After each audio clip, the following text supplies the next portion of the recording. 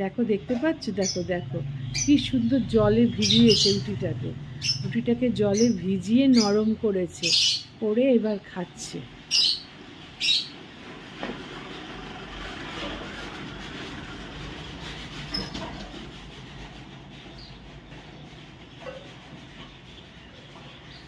পুরো মানুষদের মতো, বলো? মানুষরা যেমন চায়ে ডুবিয়ে ডুবিয়ে রুটি খায় নরম করে করে, ঠিক ওরা জলে চুবিয়ে চুবিয়ে রুটি খাচ্ছে। দেখতেও কত ভালো লাগে বলো?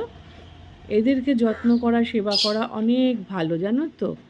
এদেরকে যত্ন সেবা করলে মনে হয় আশীর্বাদ পাওয়া যাবে।